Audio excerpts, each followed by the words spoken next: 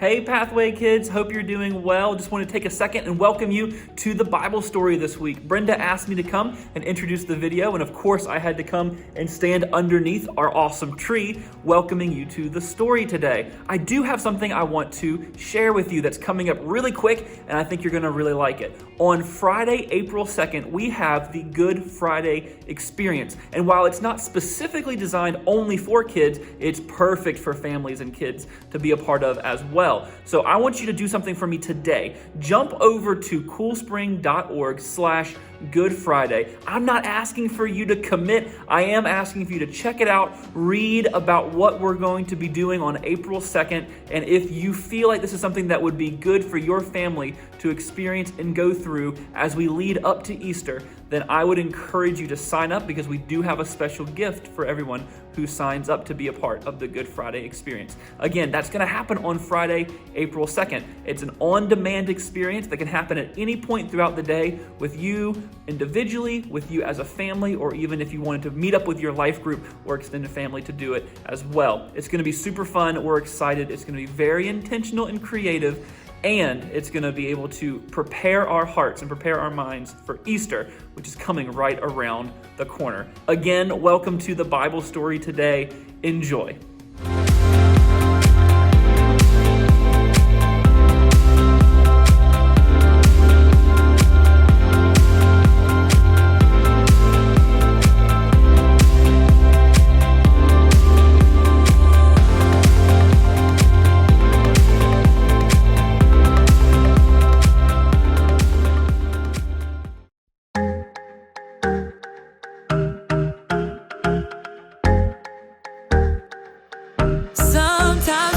To wait for all the things that I want. Sometimes I kind of feel like it's just taking too long to get the things I want, what I think I need, but I know you know what's best for me. I'm gonna live what I believe. I'm gonna wait cause I know you're still working. I'm gonna have patience cause it'll be worth it. I'm gonna have faith, I know you have a purpose. I'm gonna wait, cause I know you're still working on me. Still working on me. I know that sometimes I just need to slow down and trust that you are working all of this out. You know the things I want, what I think I need, but I know you know what's best for me. I'm gonna live what I believe. I'm gonna wait, cause I know you're still working. I'm gonna have patience, cause it'll be worth it. I'm gonna have faith, I know you have a purpose. I'm gonna wait, cause I know you're still working on me. Still working on me. I'm gonna hold up, slow down.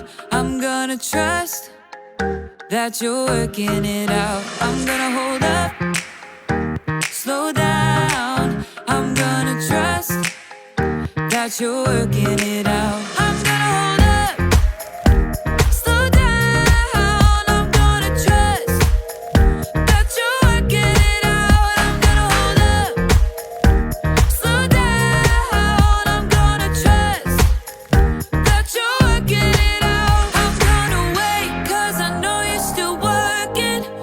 I'm gonna have patience, cause it'll be worth it. I'm gonna have faith, I know you have a purpose. I'm gonna wait, cause I know you're still working on me. Still working on me. Still working on me.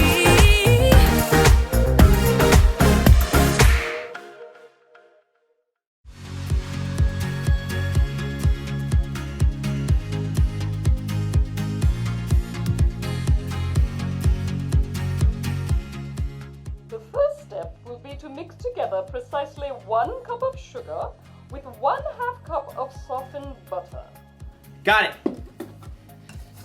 1 cup of sugar, 1/2 cup of butter. Nice. Hi there. I'm in a baking class over the internet. What was that, Graham? Oh, nothing. I'm doing a thing. Can you mute yourself, please? Yeah, sorry. My instructor is teaching us how to bake a cake from scratch. It won't take long, so you just have a little patience and I'll be right. You should be done mixing the sugar and butter together, so let's move on. Ah! Patience is waiting until later for what you want now. After you've stirred in the eggs, add 2 teaspoons of vanilla. Gotta catch up. How much vanilla did she say? Hold on a sec. Excuse me. Excuse me, what? Pardon. How much vanilla did you say? 2 teaspoons, Graham, and then you add cups of flour and milk. What was that? I'm sorry. I missed that last part. I think you're frozen. Hello? You're frozen. Maybe I'm frozen. Maybe we're both frozen. I really don't like it when technology fails me. I'm trying to bake a cake here and you're just...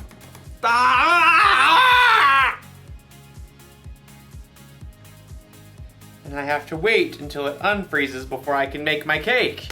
You know, sometimes we have to wait for things when we really, really don't want to. Just like in today's story. And sometimes, also like in today's story, we don't wait. I am making this cake. How much milk and flour did she say? I don't know. We'll see you soon.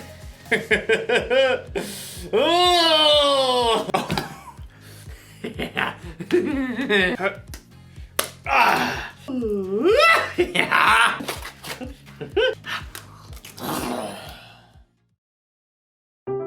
The Bible. It's 66 books of history, stories, letters, and poetry that fit together to form God's one big story. The epic adventure of how He created us and loves us so much that He made a way to rescue us. As we travel through the Bible, from Genesis to Revelation, we discover people who met God and found their lives changed forever. Now, for an amazing story inspired by the book of Genesis, chapter 25, verses 24 through 34. When Abraham's son Isaac grew up, he married a girl named Rebekah. But it didn't seem as though they'd be able to have children. Please, God, give us children. But God answered Isaac's prayers, and Rebekah became pregnant with twins. Isaac, I'm pretty sure they're having a wrestling match in here. Oh, definitely boys. Rebekah asked God about the struggle she could feel. He told her, 2 nations are in your body. One nation will be stronger than the other. The older son will serve the younger one. When it was time for the babies to be born, they came out fighting. Esau was born first. He came out with a strong set of lungs and a head full of red hair.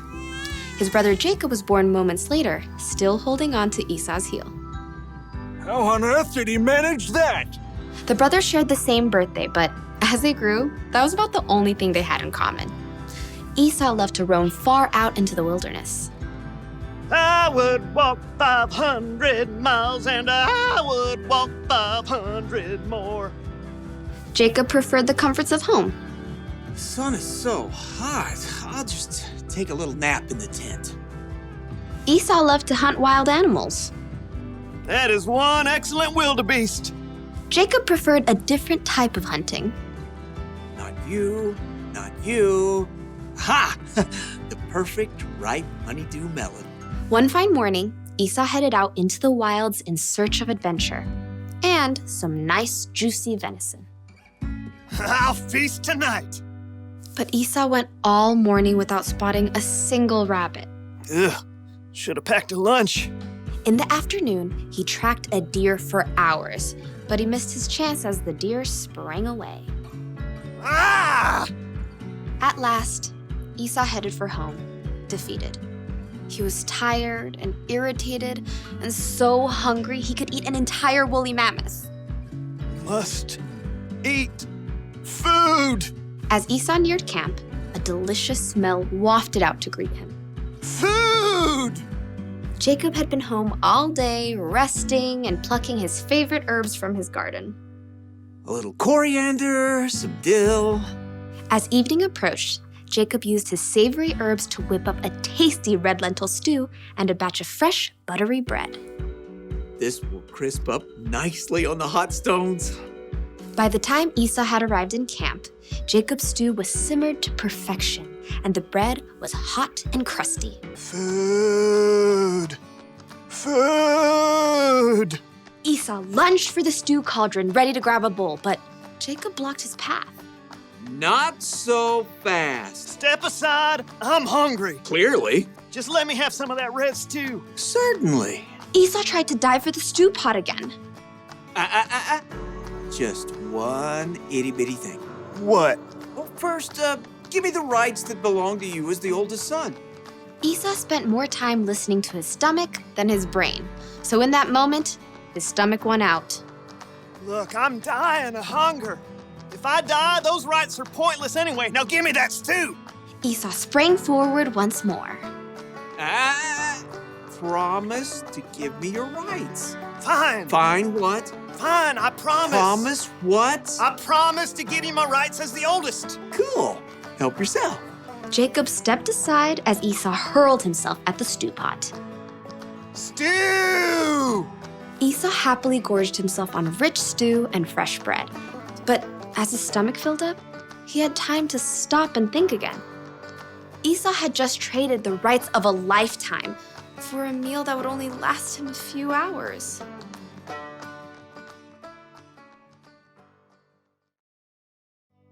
Let me give you a little advice. Don't bake angry. Instead of making a cake, you end up making a mess. That's what happens when you lose patience. You make choices you normally wouldn't make and it ends up costing you. Losing patience ended up costing Esau his birthright. His brother Jacob ended up being in the family line of Jesus, so who knows what all Esau missed out on by being impatient. When we don't learn to have patience, we get frustrated easier. With ourselves, with others, with technology. There's really nothing good that can come from being impatient.